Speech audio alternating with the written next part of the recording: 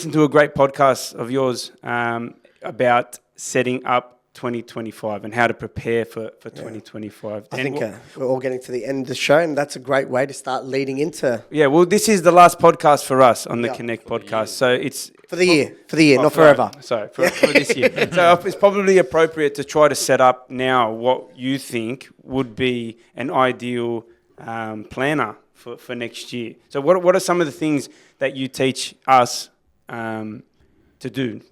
Yeah, great. So I've got a bit of a process when it comes to this. And a lot of the time we can get really excited and go, all right, I'm going to hit this goal. I'm going to hit that goal. Let's go. And I actually think we need to take one step back and we need to review the year that has just gone by. And we need to identify our wins because quite often we lose track of them. I mean, January can feel like a long time ago. And so what were some of the things that worked really well? Like, what did we succeed? What are we really proud of within the business itself? What are some of the things that are really working in the business? All right. Like, what is it from an acquisition perspective? Is it the clients that we have? Is it the team that we have? What are the elements that are working? Because in business, we want to do more of what's working, less that's not. And then what hasn't worked? What hasn't worked in the business? So I always will do a little bit of a review. I'll also have a look and go, all right, what was the bottleneck? What did I encounter this year that if I had removed that bottleneck, I would have had far more success? I'll also have a look at myself and go, where did I need to get better? Where did I need to improve as a leader? Where did I need to improve my skill set?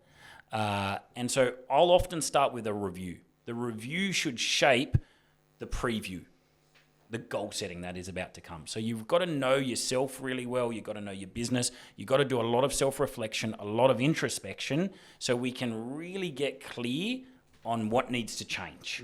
We can also get clear on what we need to do more of. All right. So that's where I start the process.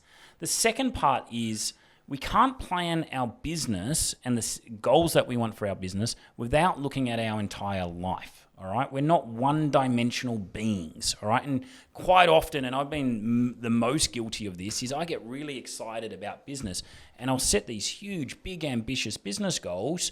But then there's an opportunity cost to doing so. I haven't considered my family. I haven't considered my health. I haven't considered, me as a partner as well. So we need to have a look at all of our goals together, and we need to have a specific definition of success in each one of those facets. So when you're thinking about 2025, I want you to think about your business. What does success look like? Get as clear as possible on that. How many clients do you have? How many team members do you have? What's your product service mix? What's your revenue? What's your profit? All of those elements. So there's objective data so we can go whether we're on track or off track with that. But then do the same when it comes to your financial goals, your wealth goals. How much passive income do you want? What level of income do you want and profit do you want out of the business? What do you want your investment strategy to look like throughout the year itself? Then you're going to do the same with your health, all right?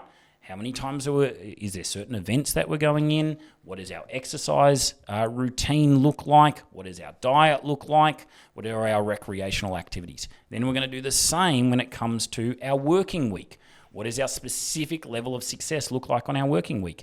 Is it working 40 hours a week? Is it 50 hours a week? Is it working a 4-day week? Is it working weekends? How much annual leave do we want to have? Then we want to have a look at how do we define success as a family? Is it the number of vacations we're going to have? Is it the number of free days? Is it the number of times that we're going to catch up with other families? And so now we can really start to plan 2025 as a collective being, all right? Not just looking at things in isolation. Yeah, so blending the personal and the business side, but breaking it down into specific sections. Has to, right? Because we're not just here on this world to work. We all love our businesses. Yep. We love the journey of business and entrepreneurship, but we have to consider those other facets as well. There's a bottleneck that I come across sometimes, me personally. When I put a plan in place, I get excited and creative. And it's exciting in the creative part, putting the plan in place and what you want to build your vision, your future to look like. But then comes the execution. I think everyone's got that problem. Yeah, and the discipline isn't always there, and the habits start to drop off, and the execution starts to fizzle out.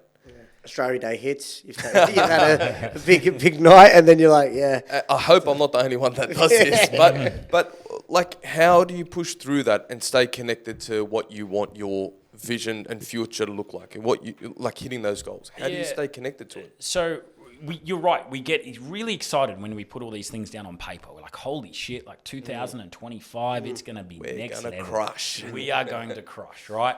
And so the first thing is, that's one big, like, this is bigger picture. These are annual goals.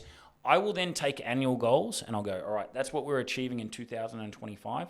Let's now take that elephant. Let's have one bite at a time. What do we look like from a quarterly perspective? So we work in 90-day sprints. Ben knows this. He works with us.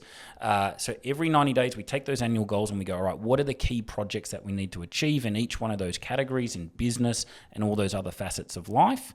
And then from those 90-day goals, every single week, we have a look. We have a look at the 90-day plan. We have a look at the annual plan and we go, what are the 3 projects I'm going to accomplish and achieve this week? Then every single day before you finish the day itself, before you leave the office, what are the 3 things I'm going to do tomorrow to actually move that weekly plan forward? And so it enables you to stay on track, because quite often if you just got this annual goal and then that's it, then it's easy to fall off and take that detour, right? Get distracted, the shiny objects, the idea fairy, you can lose momentum. But if we go annual plan into 90-day plans, into weekly plans, into daily plans, then it's easy to stay on track. It's easier to have those habits built and sustained over a period of time, because you might have one bad day, but don't let one bad day turn into a bad week. Don't let one bad week turn into a bad month, one bad month turn into a bad quarter. And so this enables us to stay on track. It breaks it down, it reverse engineers it, and it's much easier to sustain in that way.